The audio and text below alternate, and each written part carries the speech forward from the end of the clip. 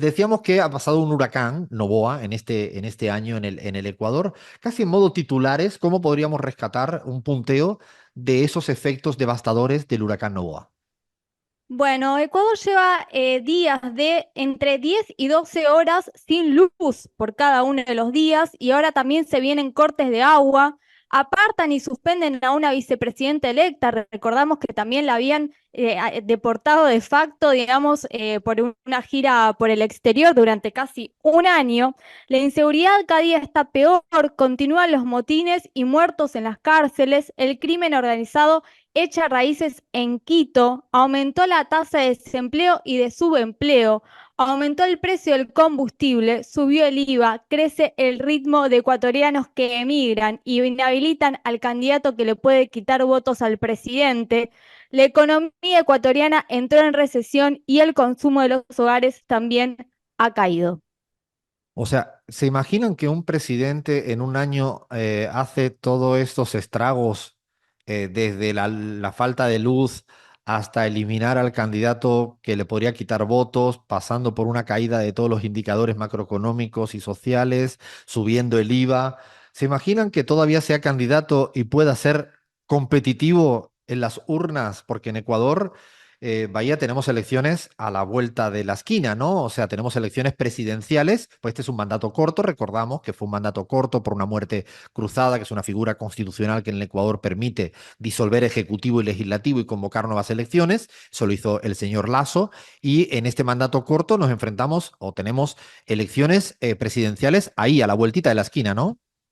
Efectivamente, el 9 de febrero se va a realizar la primera vuelta electoral en Ecuador.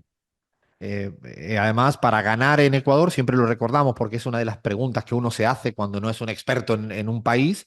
Para ganar en Ecuador se requiere más del 40% con diferencia de 10 o ya llegar al 50, ¿no? Con eso ya sería lo que sería victoria en primera vuelta, cosa que no ha ocurrido ni en el 21 ni en el 23. Bueno, el señor Noboa también es candidato presidencial. Bueno, con este cuadro trágico, hoy en día sigue estando ahí.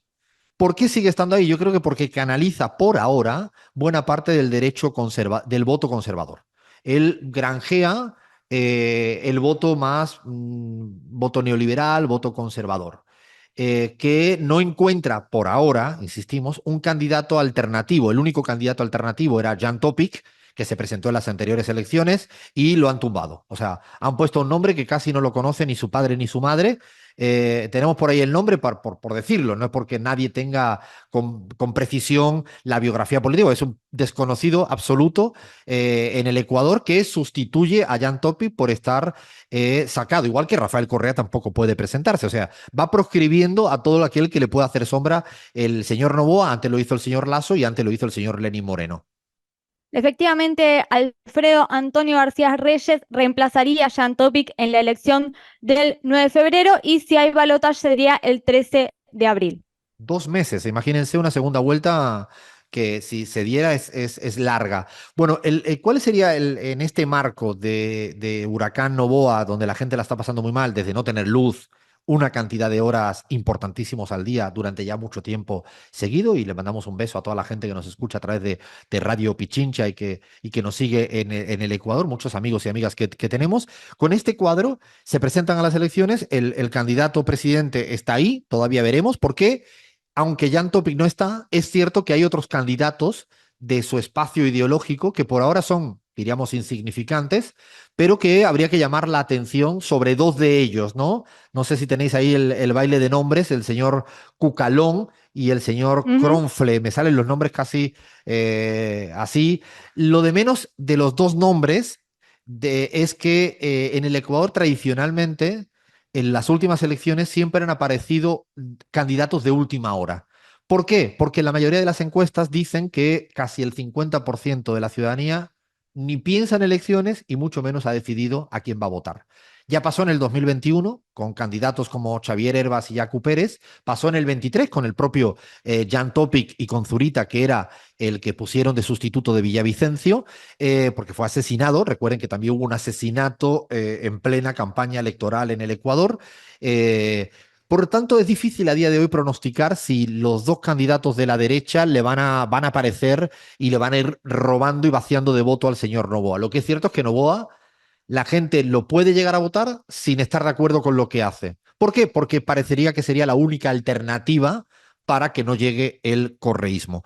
Y en la candidatura del correísmo, ¿quién la lidera? ¿Cuál sería el binomio que lidera la candidatura del correísmo, vaya? Bueno, nuevamente se presenta Luisa González y en este caso se presenta junto a Diego Borja por parte de la Revolución Ciudadana, el espacio de Rafael Correa. Recordemos que también en 2022 también se presentó Luisa González, es la segunda vez que se postula como presidenta. Luisa González se presenta por primera vez en el 23, se presenta otra vez en el 25, ahora tiene un binomio que es un viejo ministro de Economía de Rafael Correa. Las encuestas le empiezan a dar por siendo ya la primera. La gran pregunta que tenemos, y se lo hago un poco a Gaby, que conoce muy bien la política ecuatoriana, es cuántas posibilidades políticas y electorales tiene de seguir creciendo en votos, porque hasta ahora en el 21, en el 23, primera vuelta al correísmo siempre tuvo 32, 33 puntos, le resultó insuficiente para ganar. ¿Cómo lo ves en términos más políticos, casi que electorales? Porque todavía queda poco, pero queda mucho.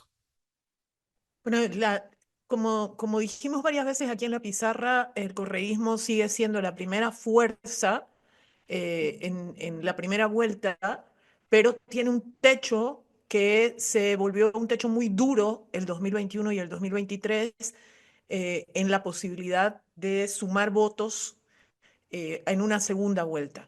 Por eso pareciera importante lograr el respaldo que logra eh, el correísmo en la segunda vuelta, ya lograrlo en primera vuelta, porque con un resultado así quizás podría ganar en primera vuelta.